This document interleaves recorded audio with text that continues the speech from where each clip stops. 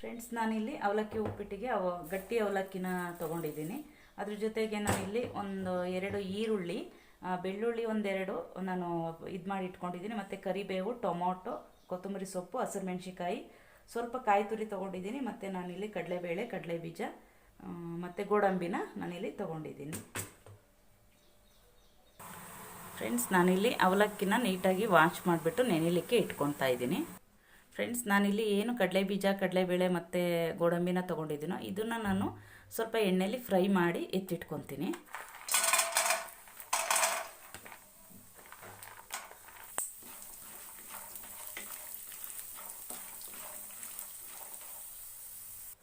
Friends, ನಾನೀಗ ಸಾಸಿವೆ ಮತ್ತು ಜೀರಿಗೆನ ಸೇರಿಸ್ತಾ ಇದ್ದೀನಿ.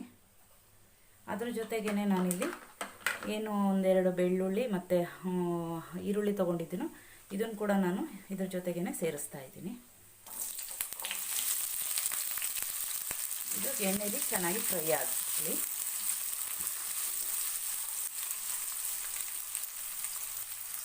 ಅದ್ರ ಜೊತೆಗೇ ನಾನಿಲ್ಲಿ ಕರಿಬೇವನ್ನು ಸೇರಿಸ್ತಾ ಇದ್ದೀನಿ. ಈರುಳ್ಳಿ ಸ್ವಲ್ಪ ಜಾಸ್ತಿ ಹಾಕೋದ್ರಿಂದ ಟೇಸ್ಟ್ ಕೂಡ ತುಂಬ ಚೆನ್ನಾಗಿರುತ್ತೆ. ನಾನಿಲ್ಲಿ ಹಂಗಾಗ್ಬಿಟ್ಟು ಈರುಳ್ಳಿನ ಜಾಸ್ತಿ ಸೇರಿಸ್ತಾ ಇದ್ದೀನಿ. ಇದ್ರ ಜೊತೆಗೇ ನಾನಿಲ್ಲಿ ಹಸಿರು ಮೆಣಸಿಕಾಯಿನೂ ಕೂಡ ಸೇರಿಸ್ತಾ ಇದ್ದೀನಿ. ಈರುಳ್ಳಿ ಚೆನ್ನಾಗಿ ಸ್ವಲ್ಪ ಫ್ರೈ ಆಗಿದೆ, ಇಷ್ಟಾದರೆ ಸಾಕು. ನಾನೀಗ ಅದ್ರ ಜೊತೆಗೇ ಏನು ಕೊತ್ತಂಬರಿ ಸೊಪ್ಪು ಮತ್ತು ಟೊಮೊಟೊ ತೊಗೊಂಡಿದ್ದೀನಿ ಇದನ್ನು ಕೂಡ ಇದ್ರ ಜೊತೆಗೇ ಸೇರಿಸ್ತಾ ಇದ್ದೀನಿ. ಅದ್ರ ಜೊತೆಗೇ ನಾನಿಲ್ಲಿ ಉಪ್ಪು ಮತ್ತು ಅರಿಶಿನ ಸೇರಿಸ್ತಾ ಇದ್ದೀನಿ. ಟೊಮೊಟೊ ತುಂಬ ಏನು ಕುಕ್ ಆಗೋದು ಬೇಡ, ಸ್ವಲ್ಪ ಆದರೆ ಸಾಕು.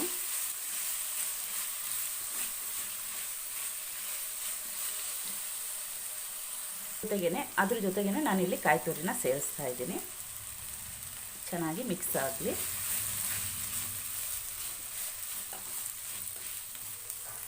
ಈಗ ನಾನಿಲ್ಲಿ ನೆನೆಸಿಟ್ಟು ಇರೋವಂಥ ಅವಲಕ್ಕಿನ ನೀರು ತೆಗೆದುಬಿಟ್ಟು ಸೇರಿಸ್ತೀನಿ.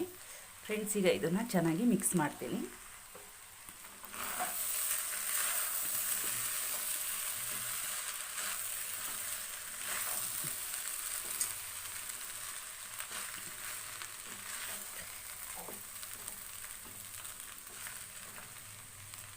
ಏನು ಕಡಲೆ ಬೀಜ, ಕಡಲೆಬೇಳೆ ಮತ್ತು ಗೋಡಂಬಿನ ನಾನಿಲ್ಲಿ ಫ್ರೈ ಮಾಡಿ ಇಟ್ಕೊಂಡಿದ್ನೋ ನಾನು ಈಗ ಇದನ್ನು ಸೇರಿಸ್ತಾ ಇದ್ದೀನಿ. ಲಾಸ್ಟಲ್ಲಿ ಸೇರಿಸೋದ್ರಿಂದ ಟೇಸ್ಟ್ ಚೆನ್ನಾಗಿರುತ್ತೆ ಅಂತ ಅಷ್ಟೇ.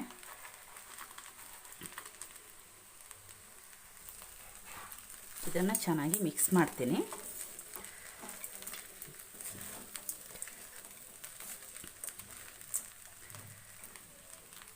ನಾನಿಲ್ಲಿ ಲಾಸ್ಟಲ್ಲಿ ನಿಂಬೆಹಣ್ಣನ್ನು ಸೇರಿಸ್ತಾ ಇದ್ದೀನಿ. ಈಗ ಲಾಸ್ಟಲ್ಲಿ ಒಂದೊಳ್ಳೆ ಮಿಕ್ಸ್ ಕೊಟ್ಟು ಎಂಡ್ ಮಾಡ್ತೀನಿ ಇದನ್ನು.